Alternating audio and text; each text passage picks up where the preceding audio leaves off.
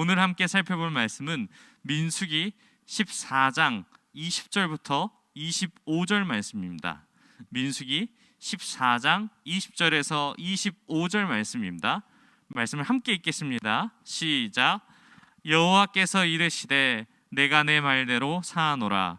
그러나 진실로 내가 살아있는 것과 여호와의 영광이 온 세계에 충만한 것을 두고 맹세하노니 내 영광과 애굽과 광야에서 행한 내 이적을 보고서도 이같이 10번이나 나를 시험하고 내 목소리를 청종하지 아니한 사람들은 내가 그들의 조상들에게 맹세한 땅을 결단코 보지 못할 것이요 또 나를 멸시하는 사람은 한 사람도 그것을 보지 못하리라. 그러나 내 종 갈렙은 그 마음이 그들과 달라서 나를 온전히 따랐은즉 그가 갔던 땅으로 내가 그들을 인도하여 드리리니 그의 자손이 그 땅을 차지하리라. 아말렉인과 가나안인이 골짜기에 거주하나니 너희는 내일 돌이켜 홍해의 길을 따라 광야로 들어갈지니라. 아멘. 오늘 말씀의 제목은 하나님의 전쟁이다 라는 제목으로 하나님의 은혜를 함께 나누겠습니다. 지금 제가 그 아이패드로 이제 유튜브 저희 시청자 수를 보고 있는데 시청자 수가 총 11명이에요. 여기 접속해 있는 저를 빼면 한 10명 정도 되고 혹은 선생님들을 제외하면 몇 명이나 될까요? 혹시 유튜브로 나는 예배를 드리고 있다, 지금 실시간으로 예배를 드리고 있다 생각하는 친구들은 댓글을 한번 남겨주시면 좋을 것 같습니다. 예배가 끝난 뒤에 몇 명이나 실시간으로 참여하는지를 한번 보고 그 친구들을 추첨을 통하여서 기프티콘을 선물로 드리도록 하겠습니다. 네, 잘 기억해 주세요. 어차피 지금 예배 드리는 사람만 댓글 달 수 있을 거라고 생각합니다. 네, 그 본래 지난주에 우리가 하나님의 말씀을 살펴보았어야 되는데 민수기의 말씀을 살펴봐야 되는데 지난주는 우리가 맥추감사주일로 드려서 다른 절기 예배를 드렸기 때문에 우리가 민수기의 말씀을 살펴볼 수 없었습니다. 그래서 말씀을 나누기에 앞서서 민수기의 말씀이 어떠한 책인지를 간단하게 소개하고자 합니다. 민수기는 그 이름의 뜻을 풀어보면 백성의 수를 세는 것을 기록한 책이라고 이야기합니다. 그러면 이 이야기를 했을 때에 백성의 수를 왜 셌는지를 기억하면 될 텐데 영어로는 우리가 이것이 백성의 수를 세었다라고 했을 때에 이 민수기의 영어 이름이 너무나도 어렵게 생각하는데 굉장히 쉽습니다. 민수기를 영어로 얘기하면 넘버스라고 이야기합니다. 너무 간단하죠? 그렇다면 사람의 수를 왜 세었을까요? 여러분들에게 한번 질문해 보고 싶습니다.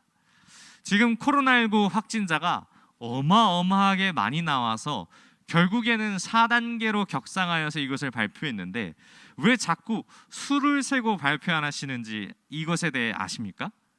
이 수에 대해서 이야기를 했을 때에 심각성과 경종을 알리기 위해서 이 수를 계속적으로 발표합니다.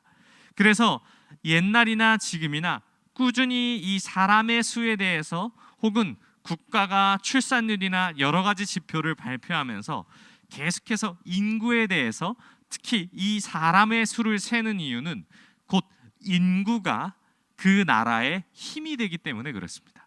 인구의 수가 많으면 많을수록 더 좋은 이득 중에 하나가 무엇이냐면 전쟁에 나갈 수 있는 사람의 수가 더 늘어난다라는 사실입니다.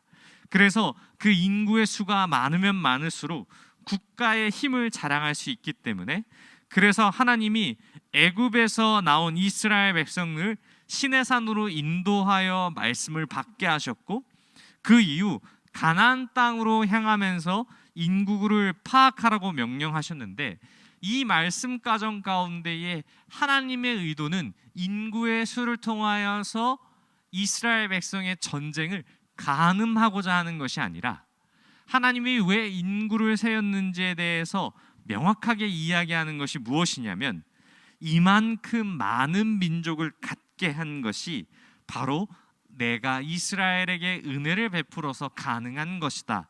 또 앞으로의 전쟁에 있어서도 너희가 싸우는 전쟁이 아니라 내가 싸우는 전쟁임을 알게 하기 위해 그리고 이 전쟁은 수로 하는 전쟁이 아니다라는 사실을 알게 하기 위해서 하나님이 이스라엘 백성에게 말씀하신 것입니다.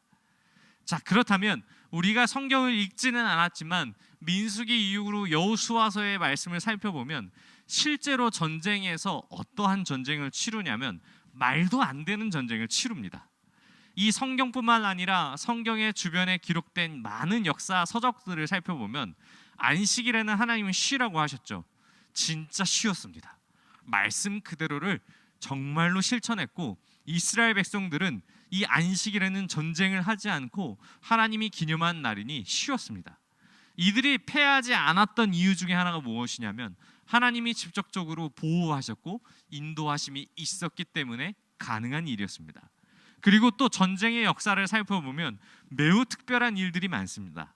정말 진짜 중요한 전쟁에서는 하나님이 어떻게 보이시냐면 여리고성이라는 큰 성읍을 격파할 때에 이 진짜 사람의 수로 계산할 수 있는 방법이 아니라 하루에 한 바퀴씩 그 성읍을 돌면서 하나님이 말씀하신 대로 기도하고 행했더니 정말로 여리고 성읍이 무너지는 역사가 일어나지 않았습니까? 근데 이뿐만 아니라 이미 출애굽 당시에도 맨 처음에 출애굽기 17장에 나왔던 그 첫 번째 전투 가운데도 똑같습니다. 이 전쟁을 할 때에 이 모세의 손이 떨어지면 지고 모세의 손이 들면 이기는 그러한 전쟁이 있지 않았습니까? 이것은 하나님께서 이 전쟁에 대해 이야기할 때에 이 전쟁은 너희가 하는 전쟁이 아니다. 내가 하는 전쟁이다. 그리고 너희는 나에게 속한 그러한 백성이다라는 사실을 계속해서 보여주고 있는 것입니다. 그런데 이 전쟁 가운데의 인간의 연약함이 이 민수기의 말씀 안에서 그대로 드러납니다. 하나님께서 애굽에 내린 10가지 재앙을 실제로 보았고 경험했으며 홍해가 갈라지고 그리고 광야에서 마실 물과 먹을 것을 공급하시는 하나님을 경험했음에도 불구하고 이 절망적인 상황 가운데에 이 이스라엘 백성들은 가나안 땅에 들어가기 전에 파견된 정탐꾼의 그 보고를 듣고 하나님을 원망하기 시작합니다. 정탐꾼의 보고를 살펴보면 가나안 땅에 있는 주민들과 여러 가지 전쟁의 도구를 살펴보았을 때 절대적으로 이길 수 없음을 이야기합니다. 그들의 신장의 차이와 그들이 가진 무기와 여러 가지를 봤을 때 이스라엘 백성들이 나가서 전쟁에서 승리할 수 없는 그러한 반드시 패배하는 결과가 나왔다라고 이야기합니다. 그런데 이 모습을 듣고 나서 이스라엘 백성은 하나님께 기도하는 것이 아니라 모세를 원망하기 시작하고 그리고 하나님께서 약속하신 땅에 들어가지 못하고 칼에 맞아 죽는다라고 생각을 하며 울며 하나님께 탄원하기 시작합니다. 이 모습 속에서 굉장히 이스라엘 백성들이 이 눈에 보이는 것에 있어서 연약한 부분들을 살펴볼 수 있습니다. 이게 우리 안에서도 어떠한 부분에 있어서 굉장히 큰 그러한 약함들이 드러납니다. 실제적으로 전도사님이 이제 여러분만한 나이대에 2002년 한일 월드컵이 일어났을 때도 이와 비슷한 모습이 있었습니다. 이 히딩크라는 감독을 모셔왔고 우리나라가 열심히 월드컵을 준비할 때에 이 세상에 있는 우리나라의 언론들은 전부 다 패할 것이다. 유럽과 미국의 그 축구 강대국들을 사용하는 데 있어서 절대적으로 질 것이다 라고 미리 생각을 하고 이야기를 했습니다. 그런데 이 시선을 바꾼 것이 히딩크 감독의 그러한 이야기였는데 절대적으로 열심히 준비한 이 세상 가운데에 온 세상을 놀라게 하는 역사가 그 가운데 일어나게 됩니다. 그 모습 속에서 언론은 무엇이라고 이야기했냐면 유럽의 공포증, 남미의 공포증이라고 이야기합니다. 이 두려워서 떠는 모습 가운데에 그들과 부딪혔을 때에 어떠한 결과들이 나타나냐면 이미 월드컵을 하기 전에 프랑스라는 나라와 그리고 영국이라는 나라와 평가전을 가졌는데 우리나라 축구에서는 볼 수 없는 그러한 모습들이 경기장에서 드러나는 모습을 보고 이 월드컵이 되겠구나, 우리나라가 잘할 수 있겠구나를 몸소 느끼고 실제 경기에서 어마어마한 모습들을 보여주기 시작합니다. 그런데 이 모든 사람이 안 된다라고 했을 때에 이 축구 대표팀은 된다라는 사실을 가정하고 두려움을 떨쳐버리고 믿음으로 나갔기 때문에 이 놀라운 결과가 일어날 수 있었습니다. 이 모습과 마찬가지로 이 하나님이 반드시 함께 하시고 반드시 승리한다라는 그 약속에 일거하면은 우리가 경험했던 하나님의 모습을 봤을 때에 이것은 흔들리면은 되지 않는 게임입니다. 반드시 이길 승리에 그냥 숟가락만 얹으면 자연스럽게 이기는 것에 들어갈 수 있는데 이스라엘 백성들은 결국 눈에 보이는 모습 속에서 엄청난 실수를 저버리게 된 것입니다. 이들의 탄원하는 말씀을 살펴보면 무엇이라 이야기하냐면 하나님을 부정하는 사람도 있었고 모세와 아론을 원망하는 사람들도 있었습니다. 그리고 어떠한 이야기를 하냐면 차라리 광야에서 죽는 것이 나을 것 같다라고 말하는 사람도 있었고 애굽으로 다시 돌아가자는 사람도 있었습니다. 이 모습을 보신 하나님은 어떠한 마음이 들었을까요? 정말 어마어마한 분노가 끓어오르기 시작하셨습니다. 결국에 이스라엘 백성들의 죄값을 치르기 위해서 하나님은 이스라엘 백성을 멸절시키시기 직전까지 갑니다. 그런데 모세가 하나님을 뜯어 말리기 시작합니다. 하나님을 중보하기 시작하고 간절한 마음으로 빌고 또 빕니다. 이 앞서 우리가 살펴본 본문이 아니라 그 앞장과 이야기들을 살펴보면 모세가 하나님께 기도할 때에 이렇게 기도합니다. 하나님께서 이 이스라엘 백성들을 모두 죽이셨다면 가나안 땅에 들어가고자 하셨던 이야기들이 이 가나안 땅의 인원들도 들었을 텐데 그들을 이기지 못하고 하나님이 이스라엘 백성을 죽이신다 하셨을 때 가나안 땅에 있는 사람들이 하나님을 어떻게 평가하겠느냐? 또 하나님께서는 인자롭고 자비롭고 은혜와 그러한 모든 것이 풍성하신 하나님께서 이 일로 이스라엘 백성들을 죽이신다면 하나님이 세상에서 어떻게 평가받으실 것에 대해서 간절하게 이것을 하나님의 그러한 품성에 호소하여서 이것을 없애달라고 이야기합니다. 결국 하나님께서는 모세의 그 기도에 응답하셔서 이 징계의 수위를 낮추십니다. 죄에 대해서는 반드시 죄값을 치러야 된다라고 이야기를 하시는데 하나님은 이 모세의 기도를 듣고 죄의 수위 처벌을 굉장히 낮추십니다. 그 자리에서 사형시키는 것이 아니라 다시 광야로 들여보내셔서 그들의 생명이 다할 때까지 그들을 광야에서 살게 하시고 그 다음 너희의 자식들을 통하여서 다음 세대를 통하여서 약속의 땅에 들어가겠다라고 이 처벌을 이야기하십니다. 자, 우리가 한번 말씀을 보면서 더 한번 깊이 살펴볼까요? 우리 20절 말씀을 한번 보겠습니다.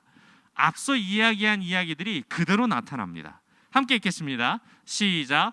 여호와께서 이르시되 내가 내 말대로 사하노라.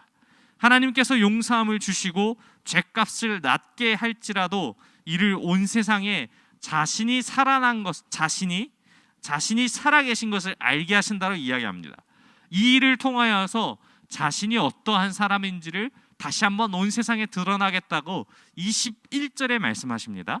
한번 우리 함께 읽겠습니다. 시작. 그러나 진실로 내가 살아있는 것과 하나님의 여호와의 영광이 온 세계에 충만한 것을 두고 맹세하니, 이렇게 이야기하십니다. 이 일로 인해 내가 살아있는 것과 여호와의 영광이 온 세계에 충만할 것을 두고 맹세하신다고 이야기합니다. 그리고 무엇이라 이야기하냐면 이스라엘 백성들이 시술애굽 사건과 광야의 여정에서 베푸신 그 은혜로 말미암아 하나님의 능력과 권세는 이미 충분히 드러났는데, 하지만 이 일로 인하여서 뿐만 아니라 앞서 여러 가지 일을 통하여서 이스라엘 백성은 10번이나 하나님을 배반하고 시험하였다고 22절의 말씀에서 이야기합니다. 이 숫자에 대해서 이야기를 할 때에 여러 가지 학설이 있지만 정말 이스라엘 백성은 이 기록된 숫자뿐만 아니라 수도 없이 하나님께 배반하고 배신하고 뒤통수를 쳤을 것입니다. 그런데 하나님은 우리에게 있어서 이 모습을 통하여서 무엇을 말씀하고자 하실까요? 또 이스라엘 백성들은 왜 하나님의 뒤통수를 치면서 끊임없이 불신의 마음을 품었을까요?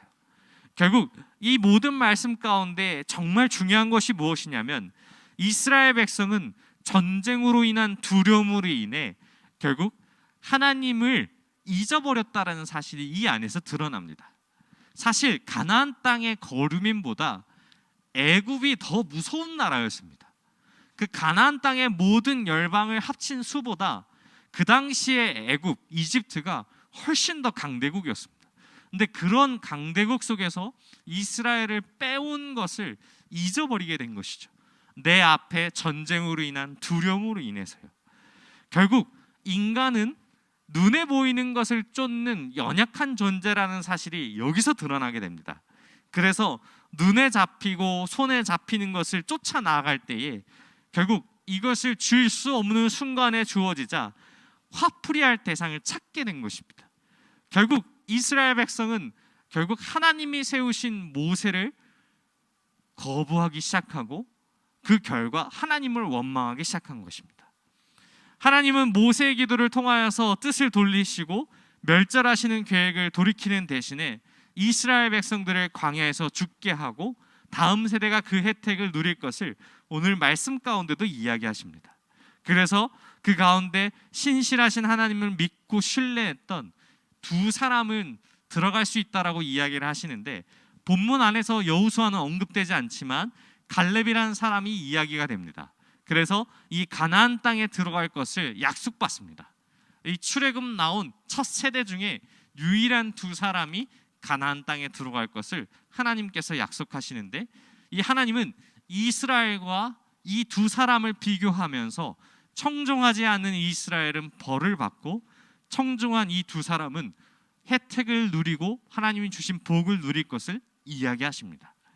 이 사랑하는 고등부 여러분, 여러분은 오늘 말씀에서 하나님께서 우리에게 무엇을 말씀하시고자 하시는지를 잘 알 수 있습니다. 하나님은 이스라엘 백성이나 우리에게가 요구하시는 것은 딱 한 가지입니다. 무엇이냐면 청종하는 것입니다. 단순히 하나님의 말씀을 듣고 따르는 것이 아니라 이 24절의 갈렙은 어떻게 하나님께서 설명하시냐면 온전히 나를 따랐다라고 이야기를 합니다. 이 말씀을 잘 다시 한 번 더 보면 이 온전이라는 이야기가 하나님께로 향한 마음이 가득 차서 더 이상 다른 것이 필요 없는 그러한 마음으로 따라야 된다라는 것을 하나님께서는 요구하십니다. 이스라엘 백성들은 실패하였습니다. 하나님이 베푸신 10번의 그 기회도 넘어섰으며 수를 세어보면 아마 더 많았을 것입니다. 우리도 아마 비슷합니다. 우리 안에 있는 것에 따라서 보이는 것을 쫓아 살았다면 하나님으로부터 우리의 마음이 가득 차야 되는데 우리의 마음이 다른 우상으로 하여금 점점 더 이것을 통하여서 하나님과 멀어지게 된다라는 사실입니다. 그래서 우리의 마음 가운데 어떤 것을 따라야 되냐면 그 갈렙과 같은 온전하게 청정하는 모습으로서 우리의 삶을 바꿔야 된다는 사실입니다.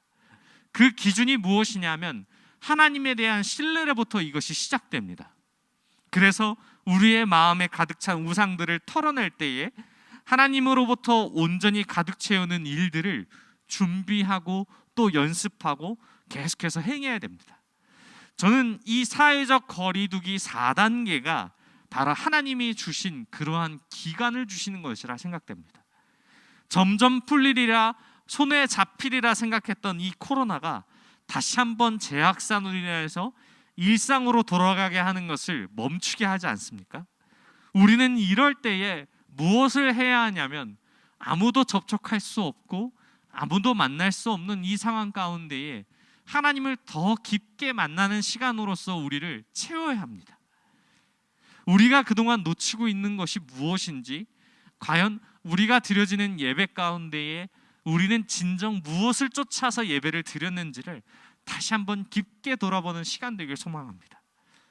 사랑하는 고등부 여러분, 만약 2주 뒤에도 확진자가 줄어들지 않는다면 온라인 예배는 더욱더 길어질 것입니다.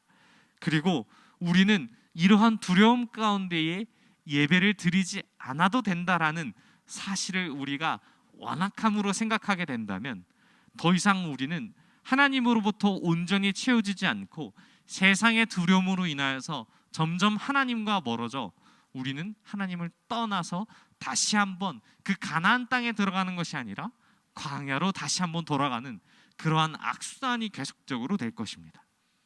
그래서 우리는 이 전쟁에서 승리할 수 없음을 다시 한번 깨닫고 우리는 전쟁에 앞서서 우리도 이스라엘처럼 똑같은 실수를 저버리고 말 것입니다. 그래서 우리에게 주어진 2주간을 다시 한번 생각해 볼 때에 믿음으로 우리가 온전하게 서게 된다면 어떠한 모습으로 설 수 있을까? 우리가 드려지는 이 예배 가운데에 신령과 진정으로 하나님께 드리는 예배가 될 것인지를 심각하게 한번 고민해야 합니다. 그래서 우리에게 주시는 이 말씀을 통하여서 다시 한번 우리가 영적인 전쟁 앞에서, 하나님께서 하시는 전쟁 앞에서 우리가 그 군사됨으로써 어떻게 수행해야 될 건지를 고민해 봐야 할 것입니다. 사랑하는 고등부 여러분, 하나님은 분명하게 이야기하십니다.